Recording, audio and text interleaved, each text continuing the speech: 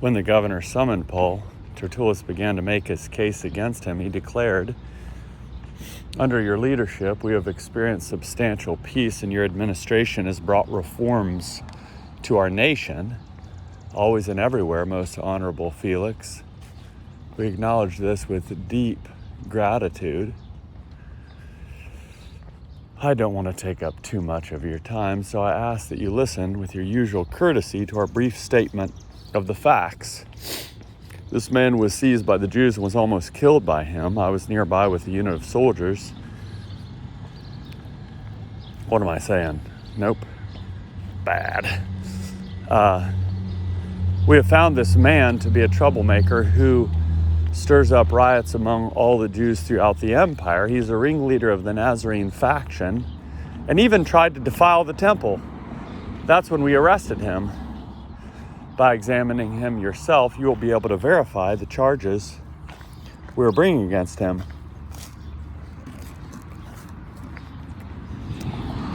The Jews reinforced the action against Paul, affirming the truth of these accusations. The governor nodded at Paul, giving him permission to speak. He replied, "I know that you have been judge over this nation for many years, so I gladly offer my own defense.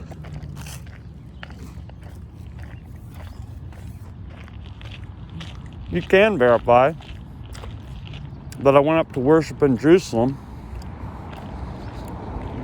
no more than 12 days ago. They didn't find me arguing with anyone in the temple, nor stirring up a crowd, whether in Jerusalem or anywhere else in the city. Whether in the synagogue or anywhere else in the city. Nor can they prove to you the allegations they are bringing against me. I do admit this to you, that I am a follower of the way which they call a faction. Accordingly, I worship the God of our ancestors and believe everything set out in the law and written in the prophets.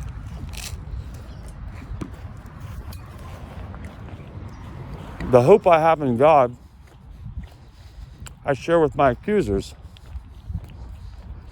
that there will be a resurrection of both the righteous and the unrighteous.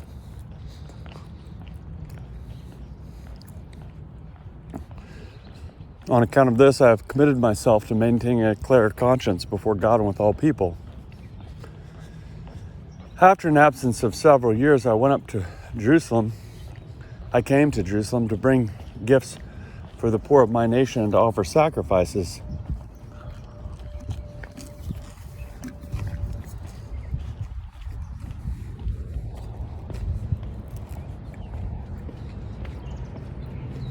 When they found me in the temple, I was ritually pure.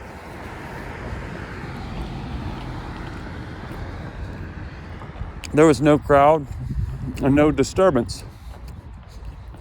But there were some Jews from the province of Asia. They should be here now, making their accusations, if indeed they have anything against me. Have these people here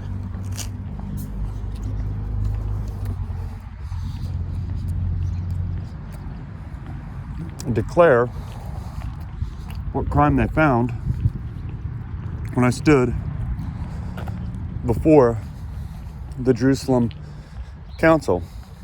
Perhaps it concerns this one statement that I blurted out when I was with them. I am on trial before you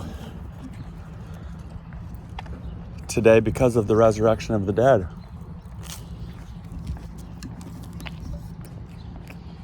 Felix, who had an accurate understanding of the way, adjourned the meeting.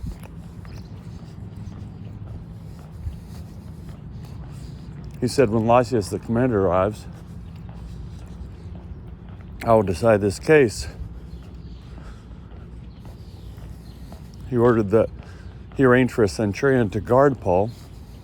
He was to give Paul some freedom, and his friends were not to be hindered in their efforts to provide for him.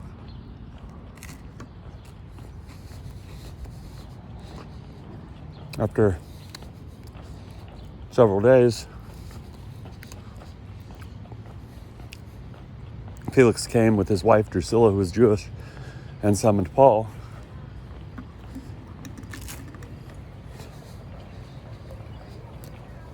He listened to him talk about faith in Christ Jesus. When he spoke about upright behavior, self-control, and the coming judgment, Felix became fearful and said, "Go away for now. When I have time, I'll send for you."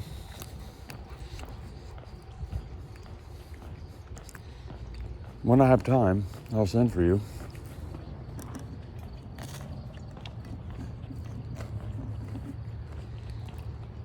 He was hoping that Paul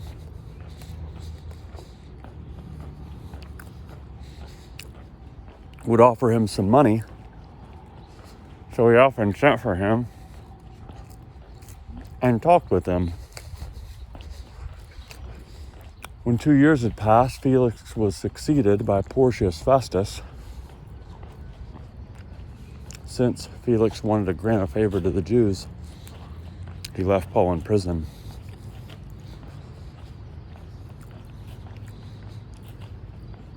Three days after arriving in the province, Festus went up to Jerusalem from Caesarea.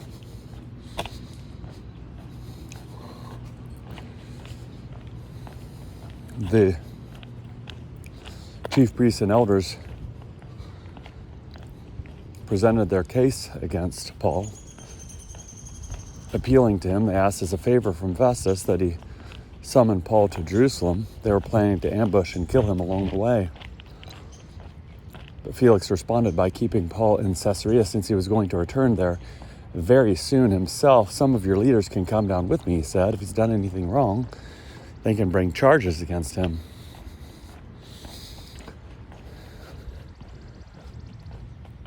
They can bring charges against him. He stayed with them for no more than 8 or 10 days, then went down to Caesarea. The next day he took his seat in the court and ordered that Paul be brought in.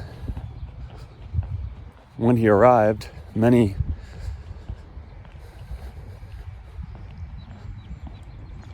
Jews who had come down from Jerusalem surrounded him. They brought serious charges against him, but they couldn't prove them. In his own defense, Paul said, "I've done nothing wrong against the Jewish law, against the temple, or against Caesar." Festus, wanting to put the Jews in his debt, asked Paul, "Are you willing to go up to Jerusalem to stand trial before me there concerning these things?" Paul replied, "I'm standing before Caesar's court. I ought to be tried here. If I've done nothing wrong to the Jews, as you well know. If I'm guilty and have done something that deserves death, then I won't try to avoid death. But if there's nothing to their charges against me, no one has the authority to hand me over to them. I appeal to Caesar." After Festus conferred with his advisors, he replied, "You have appealed to Caesar. To Caesar you will go."